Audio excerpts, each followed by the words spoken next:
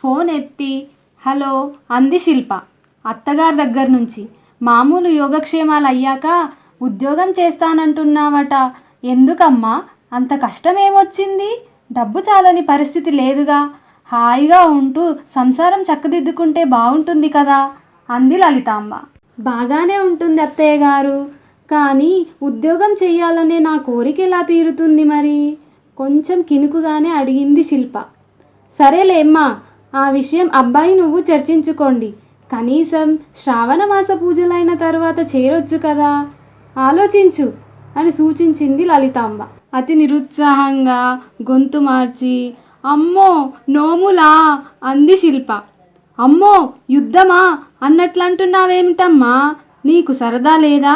మా పిల్లలకి చాలా సరదా అంది లలితాంబ. నోములు సరదానా? బోలెడంత చాకిరి బాబు అంది శిల్ప.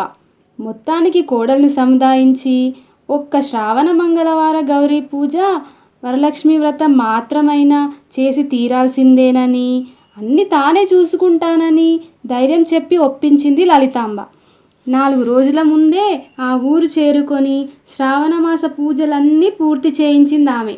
ఆ వేళ ఆఫీస్ నుంచి వస్తూ నాకు ప్రమోషన్ పై ట్రాన్స్ఫర్ అయ్యింది, విజయవాడ కానీ రాజమండ్రి కానీ కావచ్చు అంటున్నాడు మా బాస్ అన్నాడు మెల్లగా మధు. ఏదో అనబోయావ్ అంది లలితాంబ. అబ్బే ఏమీ లేదు అంటూ తడబడుతూ నసిగేశాడు మధు. అంత శుభవార్తలా మెల్లగా చెప్తారేమిటి? ఉత్సాహంగా అడిగింది శిల్ప. దానికి కారణం ఆమె పుట్టిల్లు విజయవాడ కావటమే.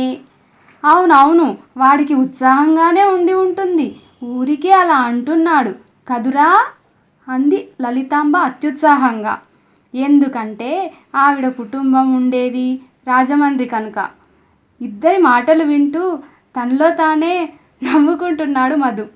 2-3 రోజులు అత్తాకోడల మధ్యన బదిలీ అయ్యే ఊరు గురించి వేడివేడి చర్చలు జరిగి ఉంటాయని గ్రహించాడు మధు.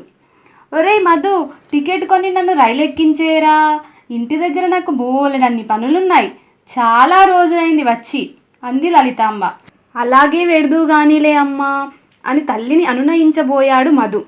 వెడితేనే మంచిదిరా, అడ్డాల నాడే బిడ్డలు గాని గడ్డాలొచ్చాక బిడ్డలా ఏమిటి? న్యాయబద్ధమైన తల్లి మాటలు ఎక్కడ నచ్చుతాయి అని నిష్ఠూరంగా అంది లలితాంబ. నన్ను కూడా కొన్నాళ్ళు మా వాళ్ళింటికి పంపించండి. ఇంకో ఊరు మారి అంతా కుదుటపడేసరికి ఇంకెన్నాళ్ళు పడుతుందో. అదే స్థాయిలో శిల్ప నిష్ఠూరం కూడా వినిపించింది మధుకి. ఇదంతా దేని ప్రభావమో తెలిసిన మధు గుంభనంగా నవ్వుకొని సంభాషణ మార్చాడు.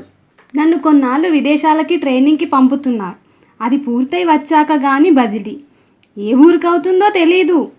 శిల్ప, నేను విదేశాలకి వెళ్ళినన్నాళ్ళు నువ్వు కొన్నాళ్ళు అత్తింట్లోనూ కొన్నాళ్ళు పుట్టింట్లోనూ గడపవచ్చు, నీకు సంతోషమే కదా అని. అమ్మా, నేను వచ్చాక కొన్నాళ్ళు తప్పకుండా మీతో గడుపుతానులేమ్మా అన్నాడు మధు. బదిలీ కాబోయే ఊళ్ళ లిస్టులో చెన్నై కూడా ఉందనే విషయాన్ని కొంటెగా దాచేశాడు. అత్త కోడళ్ళిద్దరిలో స్పర్ధల రాజకీయం నడిపి ఎంజాయ్ చేశాడు మధు. వారిద్దరి మధ్య ఎక్కువ ద్వేషం రాకుండా ట్రైనింగ్ విషయం బయట పెట్టాడు మధు. అతడెంత కొంటెతనంతో తల్లిని భార్యని ఆట పట్టించినా చివరికి వారిని నొప్పించక తానొవ్వక సమస్యను పరిష్కరించుకున్నాడు. కానీ అనుకున్నట్లుగా అన్నిసార్లు కొంటెతనాలు చిలిపితనాలు సూక్ష్మంగా తేలిపోకపోవచ్చును. ఒక్కొక్కసారి చినుకు చినుకు గాలివానగా మారవచ్చును సుమా. తస్మాత్ జాగ్రత్త.